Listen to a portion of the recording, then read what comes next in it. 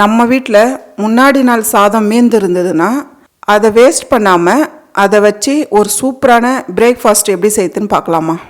பாருங்கம்மா, எனக்கு இந்த அளவுக்கு சாதம் மீந்துருக்கு.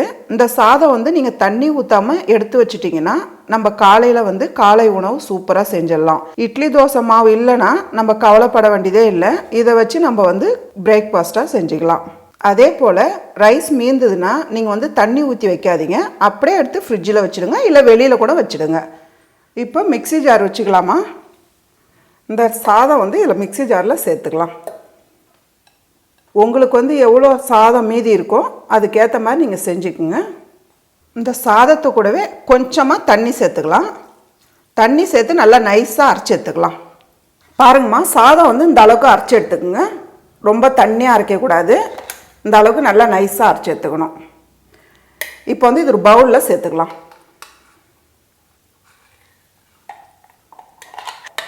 ஜார் கொஞ்சமாக தண்ணி ஊற்றி கழுவி ஊற்றிக்கலாம். கடைசியாக பாருங்கள், கொஞ்சமாக தண்ணி சேர்த்துக்கலாம். மிக்ஸி ஜாரை கழுவி ஊற்றிக்கலாம். ஃபஸ்ட்டு இதை நல்லா மிக்ஸ் பண்ணிவிடுங்க. இது கூடவே ஒரு 50 கிராம் ரவை எடுத்துருக்கேன், இதையும் சேர்த்துக்கலாம். அதே அளவுக்கு அரிசி மாவு, கெட்டி தயிர் ஒரு 3 ஸ்பூன் அளவுக்கு. தயிர் புளிப்பு இல்லாமல் எடுத்துக்கோங்க. கூடவே தேவையான அளவு உப்பு சேர்த்துக்கலாம். இப்போ இதெல்லாம் சேர்த்து நல்லா மிக்ஸ் பண்ணிவிடுங்கம்மா. கட்டி கட்டியாக இருக்கக்கூடாது, அந்த அளவுக்கு நல்லா கிளறிடணும்.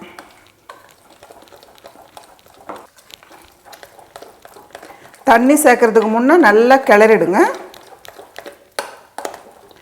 பாருங்கள், இந்த அளவுக்கு நல்லா கிளறிட்டு கொஞ்சமாக தண்ணி சேருங்க. அதிகமாக சேர்க்கக்கூடாது, கொஞ்சமாக தண்ணி சேர்த்துக்குங்க. எவ்வளோ கெட்டியாக இருக்கோ அந்த அளவுக்கு பார்த்து தண்ணி சேர்த்துக்குங்க. இப்போ நல்லா மிக்ஸ் பண்ணிவிடுங்க. பாருங்கள், நான் கொஞ்சமாக ஒரு 1/4 கப் அளவுக்கு தண்ணி சேர்த்தேன். பாருங்கள், இவ்வளோ திக்காக இருக்குது. இன்னும் கொஞ்சம் தண்ணி சேர்த்துக்கலாம். ஏன்னா நம்ம அரிசி மாவு ரவை சேர்த்துக்கிறதுனால ஒரு 10 நிமிஷம் ஊற வச்சோமா இன்னும் கெட்டி ஆகிடும். பாருங்கம்மா, இந்த அளவுக்கு நல்லா மிக்ஸ் பண்ணிவிட்டு இப்போ ஒரு 10 நிமிஷம் நம்ம அப்படியே மூடி வைக்கலாம். அப்படியே இருக்கட்டும். பாருங்கம்மா, இப்போ 10 நிமிஷம் ஆயிடுச்சு, நம்ம பார்க்கலாம். பாருங்கள், கொஞ்சம் நல்லா திக்காக இருக்குது பாருங்கள்.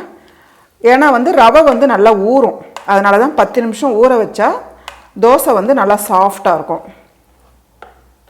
இந்த அளவுக்கு நல்லா மிக்ஸ் பண்ணி இந்த பதம் தான் இருக்கணும். ரொம்ப தண்ணியாக இருக்கக்கூடாது, இந்த அளவுக்கு தான் இருக்கணும்.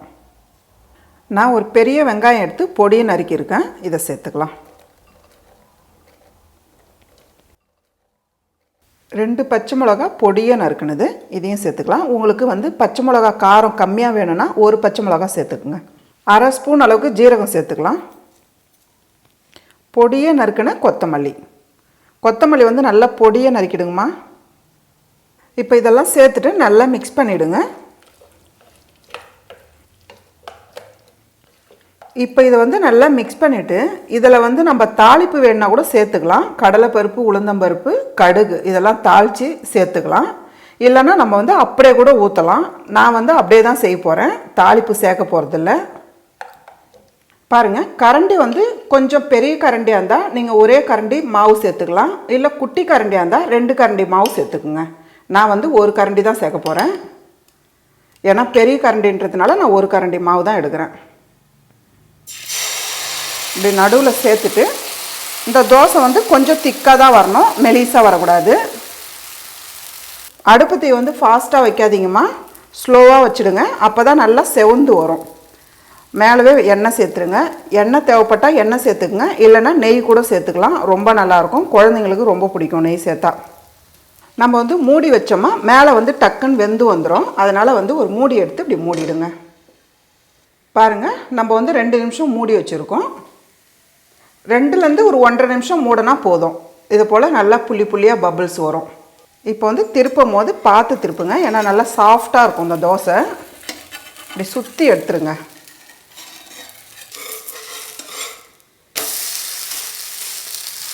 பாருங்கள், எவ்வளோ சூப்பராக இருக்குது பாருங்கம்மா. நல்லா இந்த அளவுக்கு நல்லா செவந்து வரணும். அதனால தான் வந்து அடுப்பு தீ வந்து குறைச்சி வச்சு மூடி வச்சிங்கன்னா இந்த அளவுக்கு நல்லா செவந்து வரும். திருப்பி போட்டுட்டு மூடி வைக்காதீங்க, அப்படியே விட்டுருங்க. பாருங்கள், திருப்பி போட்டு அதே போல் நல்லா செவந்து வந்திருக்கு. இப்போ வந்து நம்ம எடுத்துடலாம். அவ்வளோதாம்மா, நல்ல டேஸ்டான நல்ல ஒரு சாஃப்டான காலை உணவு ரெடி.